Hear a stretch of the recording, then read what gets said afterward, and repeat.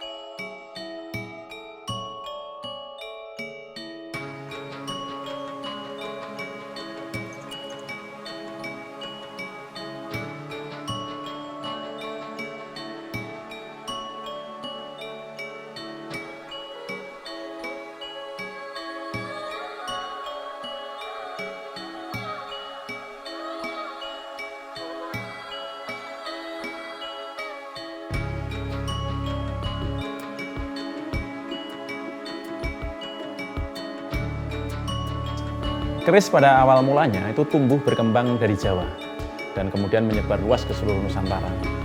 Nah, oleh karena itu, di dalam konteks persebarannya, keris kemudian menumbuhkan berbagai corak dan ragam menyesuaikan adat istiadat masyarakat pendukungnya.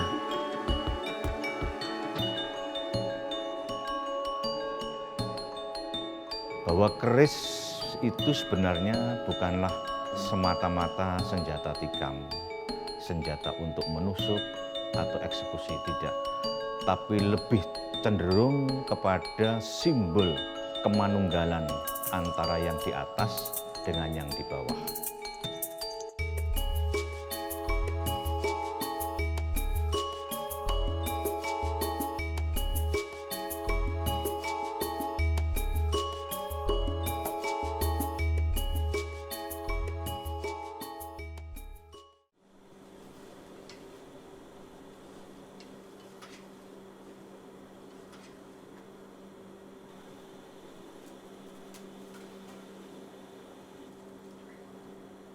Keris merupakan salah satu benda yang mencapai puncak peradaban dalam bidang seni tempa logam, khususnya berakar dari persenjataan, itu bersifat multikulturalisme, di mana keris hadir dalam semua aspek etnik-etnik yang ada di Nusantara, tentunya menyesuaikan dengan adat budaya masyarakat pendukungnya.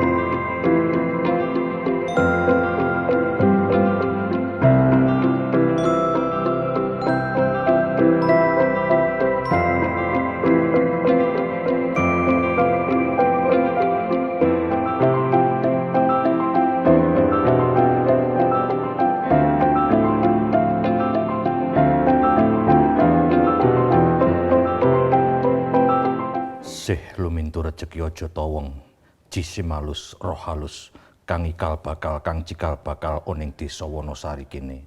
Ingsun asung dahar gondo arum, ingsun ngobong dupa menyan madu areng sejati, arenging menyan kayu manuk putih, kuku sing menyan sirosun kongkon marang swarga seger kewarasan padang ing ati. Empu ketika menciptakan karya keris dalam hal ini, itu mengambil bahan ya, bahan pasir besi ya, itu tidak pernah mengeksplorasi alam, tidak pernah merusak alam apalagi menambang. Semua bahannya itu adalah diambil dari apa-apa yang sudah alam sediakan. Karena empu mempunyai konsep memayu hayuning bawono, menjaga cantiknya atau indahnya dunia. Lingkungan itu betul-betul dijaga.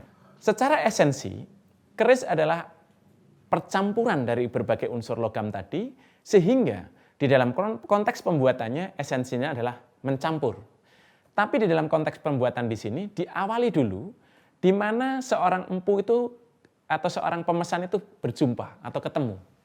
Oleh karena itu Babat Tanah Jawi, para raton, negara Kertagama ataupun yang lain mengisahkan bagaimana seorang raja atau seseorang pemesan keris itu mendatangi seorang empu. Nah, ketika ketemu seorang empu diterjemahkan oleh seorang empu itu dapur apa yang cocok, pamor apa yang sesuai, kapan dibuatnya, dan laku-laku spiritual apa. Sehingga pesan-pesan atas visi hidup seorang pemesan itu dapat terkristalkan dari kerisnya.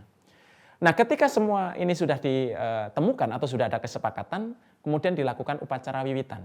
Upacara wiwitan di sini tujuannya adalah untuk memulai kegiatan penempaan itu, sehingga untuk menyatukan visi dan misi, baik para empu dengan panjak-panjaknya, pemesan dengan segala visi dan laku spiritual yang harus dilakukan. Nah, setelah proses upacara wiwitan ini, ada saji-saji dan sebagainya sebagai makna simbolik, kemudian dilakukan penempaan awal.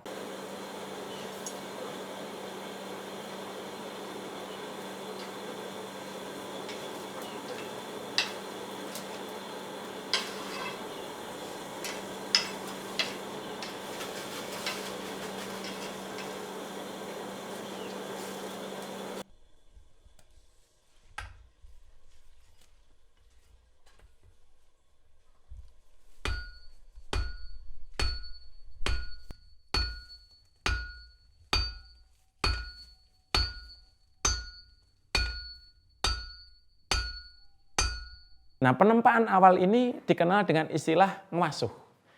Ngwasuh adalah membersihkan besi dari unsur-unsur kotoran, baik fisik ataupun non-fisik.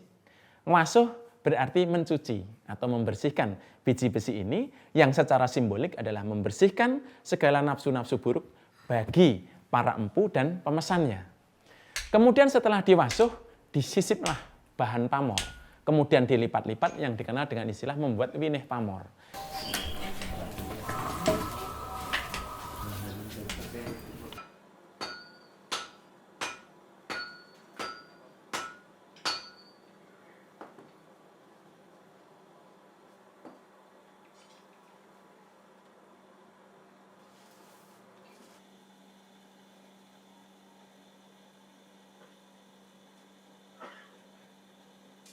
Nah, winih pamor di sini ketika proses pelipatan ini harus disatukan dengan istilah mijer. Disitulah juga simbol bahwa manusia harus merekatkan visi hidupnya dan diimplementasikan dalam kehidupannya sehari-hari. Disitulah tergambarkan bagaimana manusia itu meraih cita-citanya itu dengan usaha yang penuh dan berserah diri pada Tuhan. Makanya digambarkan dengan bara api yang berpijar.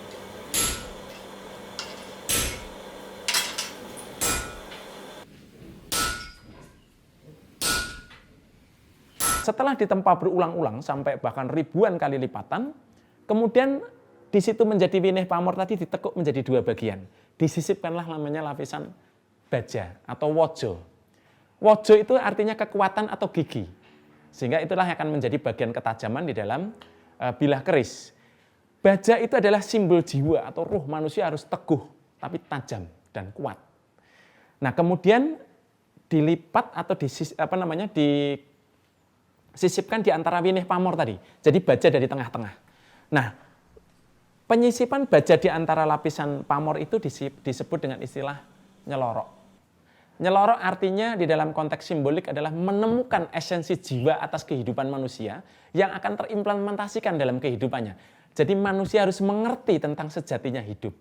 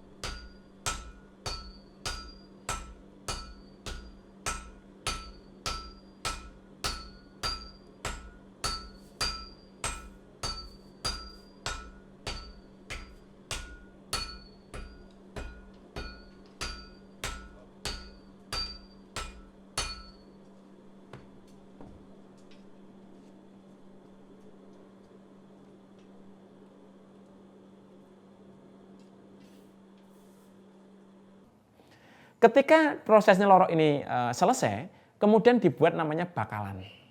Nah, bakalan atau calonan keris ini disebut dengan istilah kodokan. Kemudian proses pembuatan kodokan itu justru dibalik. Ujungnya dibuat bagian besi menjadi pangkalnya bilah keris, dan pangkal dari bilah keris itu menjadi ujungnya keris. Bahwa keris adalah tidak ada ujung, tidak ada pangkal. Karena esensi bertemunya Tuhan adalah sangat universal. Nah, setelah kemudian kodokan itu selesai, kemudian diolah pamor di situ. Nah, kalau dia mau dibuat pamor rekan gedikan dengan cara didrip. Kalau puntiran bisa juga dipuntir. Tapi memang mengolah motif pamor bisa pada saat winih pamor, bisa juga pada saat setelah diselorok tadi.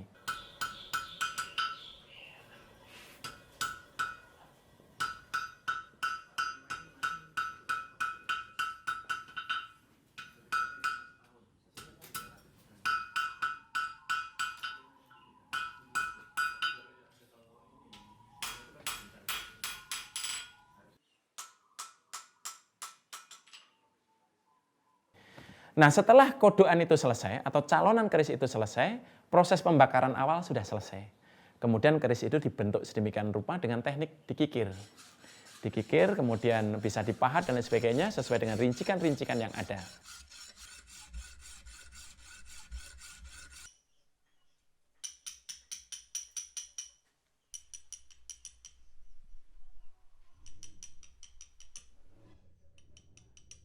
Nah, setelah proses pembentukan keris ini sesuai dengan dapur, dapur adalah tipologi bentuk keris yang disesuaikan dari rincikan-rincikan yang ada. Nah, setelah selesai pembuatan tipologi dapur keris itu sesuai yang diharapkan, kemudian keris ini digosok dengan cara dihaluskan dengan batu yang dikenal dengan istilah disangling. Disangling tujuannya adalah menghaluskan permukaan bilah keris tanpa meninggalkan karakternya. Karena tingkat kekerasan nikel yang menjadi motif pamor aspek pelipatan tadi dengan besi itu kekerasannya berbeda, sehingga ketika digosok dengan batu nanti urat-urat motif pamor itu akan terasa ketika diraba.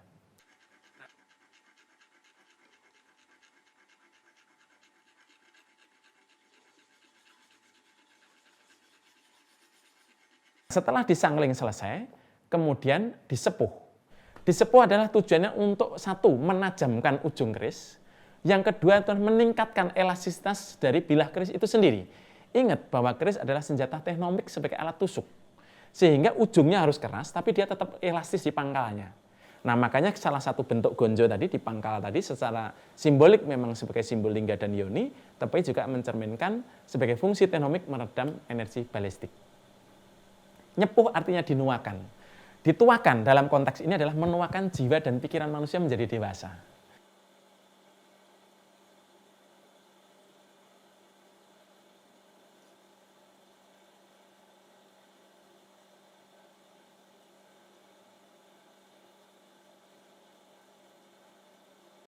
Nah, setelah disepuh, keris ini tadi dibersihkan lagi dengan cara disangling, kemudian dikamal.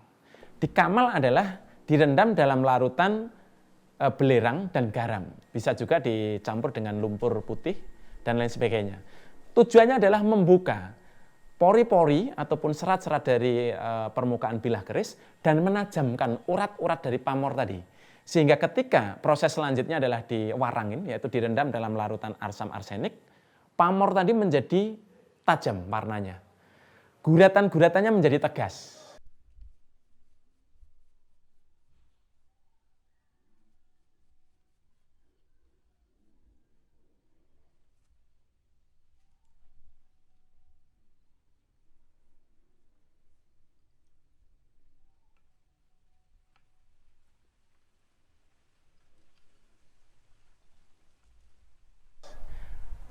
Sifat arsenik adalah membuat besi dan baja itu menjadi hitam kelam, kemudian nikel ataupun meteor itu menjadi putih bersih.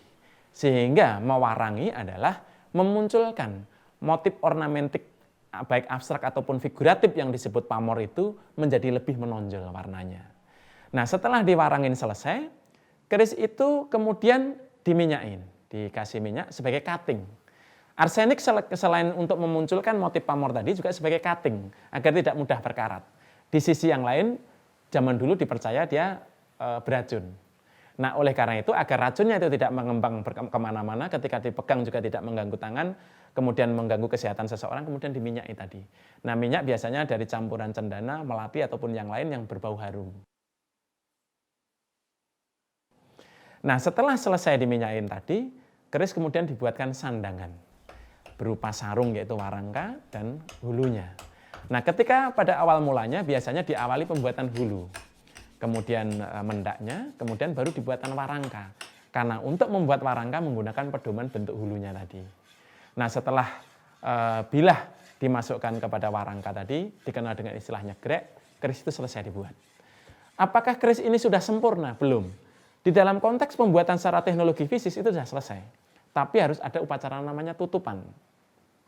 Upacara tutupan fungsi dasarnya adalah mengingatkan kembali kepada pemesan atas nilai-nilai simbolik yang terekam dari keris itu yang selaras dengan visi dari pemesannya.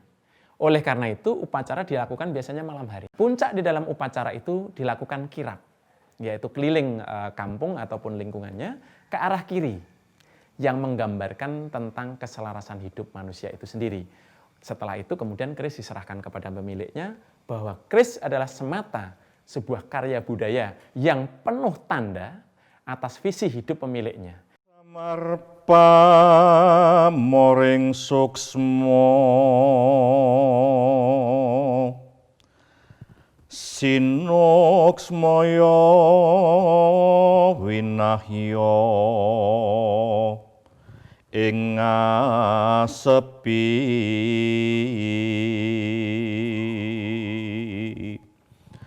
sinimpen telenging kalbu pambukaning warana. Awal ketertarikan saya di dunia perkerisan itu sudah muncul sejak saya dulu masih mengenyam bangku pendidikan SMK. SMK saya di SMK N2 Sukawati. Di sana saya mengambil jurusan kriya logam, di mana di lingkungan saya di rumah itu sudah banyak ada yang memproduksi persenjataan logam. Saya ingin belajar tentang apa itu keris, bagaimana saya bisa membuat keris, dan apa pengertian-pengertian dari keris itu saya ingin mengetahui. Dukungan dari keluarga sangat mendukung. Sangat besar dukungan dari keluarga, terutama dari bapak saya. Dan untuk bapak itu lebih tepatnya sebagai seniman untuk senjata tradisional. Di Bali itu ada dikenal Blakas, senjata tradisional Bali. Nah, di sana ingin ada penerusnya lah. Untuk di Bali itu ingin ada penerus dari seni tempa logam di Bali, entah itu Blakas, entah itu keris. Nah, itu sekarang ada kesempatan untuk belajar secara akademis, yaitu Bapak sangat mendukung. Kenapa enggak? Beberapa mahasiswa di sini di program studi keris itu ada yang ikut dengan besalan-besalan yang di luar kampus. Saya sendiri di Padepokan Keris Brojobono. Motivasi saya sendiri untuk mencari ilmu di luar kampus itu untuk lebih memperdalam ilmu saya tentang perkerisan.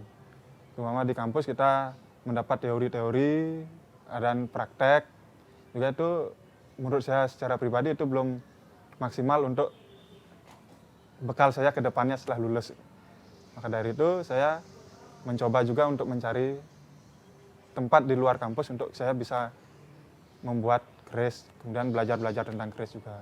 Untuk tantangan ke depannya sih lebih ke lingkungan, bukan keluarga. Itu dari teman-teman sepergaulan. Itu kalau sekarang di Bali kan minatnya lebih ke pariwisata, untuk teman-teman sebaya lah istilahnya. Dulu sempat ditanya sih pas mau kuliah di mana? Mau ke Solo belajar bikin keris. Wah, bikin keris, mau jadi apa kamu besok? Ya, belum saya jawab. Jadi saya berangkat ke sini ya masih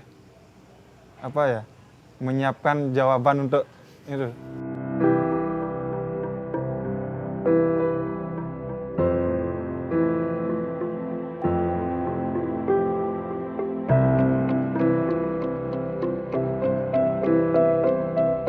Ada proporsi yang harus diatur dalam sebuah aturan ini. Panjang normal dari sini sampai sini ini adalah 37 cm sampai 38. Ya kira-kira sekian lah, panjangnya kira-kira sekian. Di kegiatan perkuliahan itu di program studi keris dan sejarah tradisional, di awal kita masuk itu kita diperkenalkan tentang sejarah perkerisan itu seperti apa. Terus seumpama kita akan praktek, apa-apa saja yang harus kita siapkan terlebih dahulu. Di awal juga kita diperkenalkan alat-alat apa, bagaimana kita menggunakan alat. Kemudian seperti kita sudah praktek, kita akan membuat keris. Di awal yang kita pelajari itu dari membuat pamor.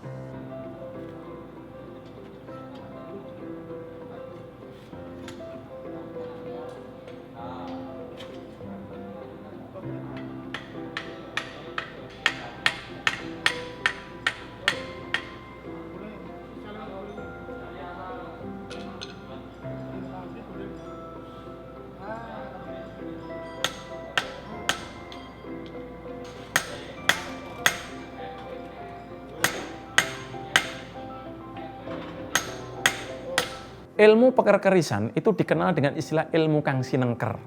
Sehingga ilmu perkerisan menjadi tabu dibicarakan secara universal.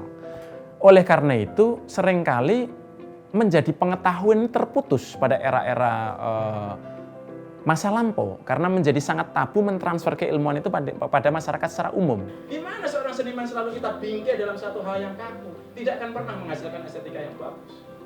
Nah ini pasti kita beri ruang yang seperti itu. Kalau jangker itu pada akhirnya banyak sekali duplikat diterima oleh masyarakat menjadi pakem. Tapi bukan pakem keris, pakemnya menjadi pakem jangker.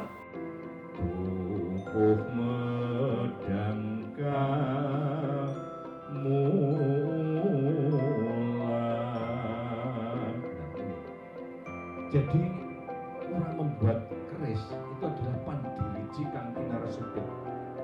Bukan dalam arti pengertian lugas atau letter bahwa itu dijepit itu. Bahwa kita harus berjabat tangan dan bersahabat, bersaudara dengan siapa saja. Ketika keris itu ditumbuh kembangkan di era modern, harapan kami sebagai insan perkerisan adalah lahirnya kerisologi, di mana keris dipandang sebagai aspek ilmu pengetahuan, sehingga akan memberikan ruang lebih luas kepada masyarakat modern di dalam memahami dunia perkerisan, sehingga akan muncul juga profesi-profesi lain, pengetahuan-pengetahuan lain yang itu bisa memberikan ruang yang lebih utuh. Contoh, adanya ahli konservasi keris, ahli sejarah, ahli estetika, kemudian ahli material dan sebagainya. Dan di situ ketika ditelaah menjadi ilmu pengetahuan, keris tidak lagi diminirkan menjadi benda yang seolah-olah ditangkap secara dangkal sebagai benda yang membawa kemusyrikan, sebagai benda klenik dan sebagainya. Jadi keris bisa dipandang secara lebih utuh melalui ilmu pengetahuan.